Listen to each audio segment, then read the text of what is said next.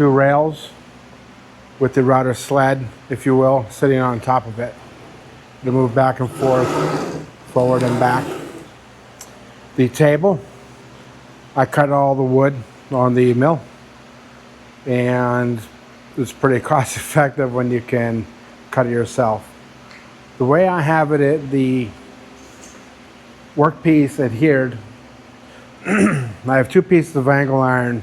They go from the front to the back, or the back to the front, however you want to do it. This is really the back, that's the front. And I secured a piece of plywood to the top of that. And what was happening was it was bowing, the plywood was moving some. So on all four corners, I put a clamp on it to hold it down. What this high-tech portion is right here is, instead of taking the router off, which it's a job to do that, I can bring the router here and I can change bits. Also, an improvement I made was this dollar pool noodle I put on the cord. Now originally, the first one I did, I cut it, I taped it, and that was a fail. What I did this time was I put a wire through it, through the hole, and I put a electrical tape around the wire and around the cord itself and pulled it through. So this is one solid piece. I have not changed it at all. So after I make a pass, usually I only take about a maximum of 1/8 of an inch. The bits are bigger, but I don't want to over labor the router itself. I get the workpiece just to the point where it is engaging the blade. That's how much will be taken off.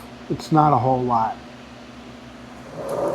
Now I've only cut rounds on this. I'm going to have to secure the other side of this before we start cutting. What I do to set this up is I use a caliper, and I admit it's not all equal, but what I do is I measure from the top of the table to the top of the angle iron on all four corners, and that's how I establish it. I get it within 10-15 thousandths of each other. The way I adjust it is I loosen the nut, and I've got a wing nut on the bottom. This is what controls the height. I finger tight the nut down on it just so the angle iron and the stop will resist any type of fluctuation, any type of movement. I've been pretty successful thus far. Before I fire this up, I am going to clamp the other side of this board. Wood will naturally want to come this way because of the blade churn, the bit churn on the router, and this is going to move and bad things will happen. All I want to do is I want to remove and tidy up the surface of this. Good thing, bad thing, this will need sanded afterwards. After a little bit of time, you will see the witness marks of the cutting head, and it just needs to be cut off. The bits that I use, I got off of Amazon, and they are $25. But these are the bits that I use. They seem to be pretty effective. They last me quite a while.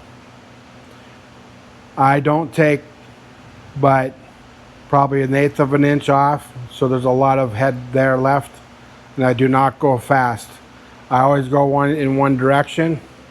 I go from the back of the table forward, and there's not a big bite.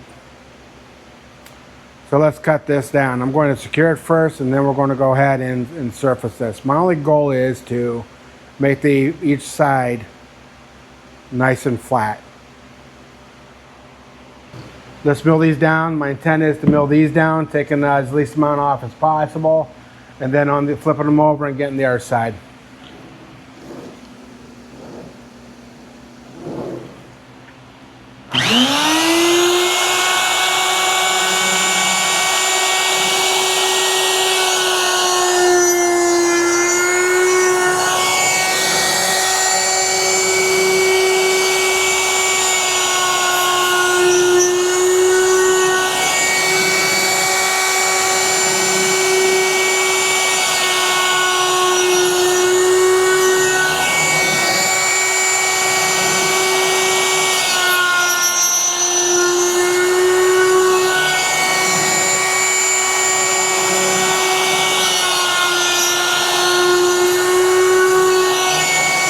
Machine did a pretty good job, but it'll show you that this was fairly flat. It just didn't hit, the bit didn't hit anywhere on here.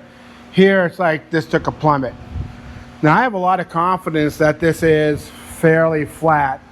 I do have a piece of angle iron coming across here, in the middle, and on the end. So, and there's very, very little give in this board. So now what I'm going to do is I'm going to raise it up at about 40 thousandths, and about one full turn of that wing nut will give us 40 thousandths. We'll make another pass, and then we'll do the back side. That did a pretty good job. Both pieces have been faced. Yeah, they look beautiful. This is pine, but I tell you, there's not a board that I cut that wasn't simply gorgeous. It's very nice. I love live edge.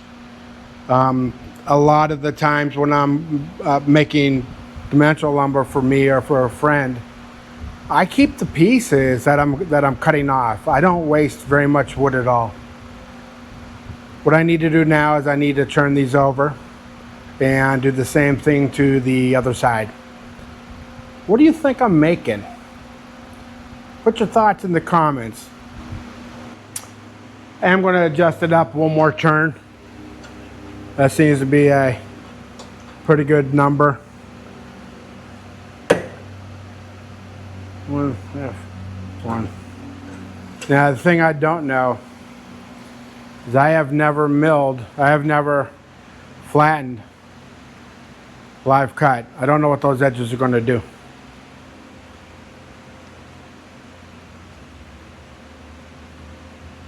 I don't know what they'll do as that bit goes over them. I'm fairly comfortable and confident it won't do anything. They won't do anything, but you don't know what you don't know. I kind of dropped that down on it just to make sure it went down.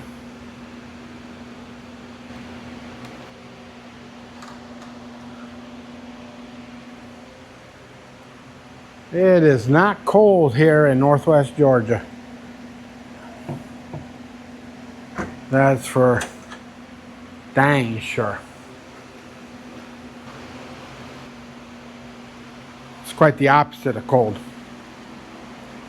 My thermometer on the wall says it's about 105. I think it's hotter.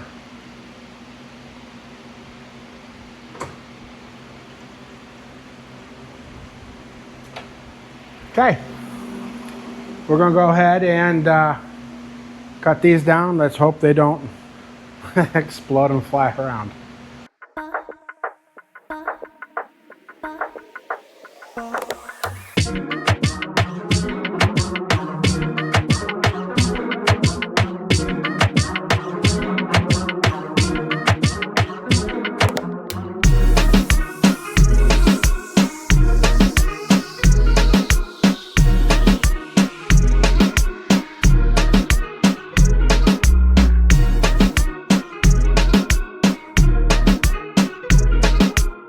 Both sides are done now.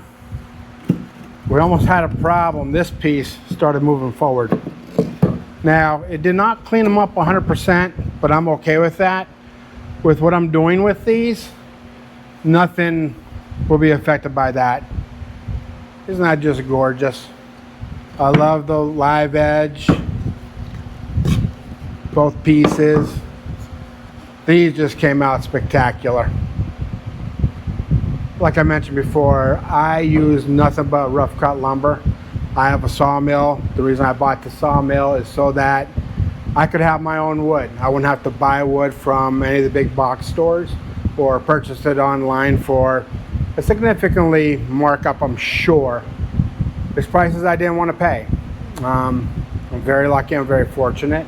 All the logs that I have, I did receive from different people. So I'm very appreciative of other people's generosity. Did you figure out what I'm making yet? Drop me a comment below with what you think these two pieces of wood are going to be.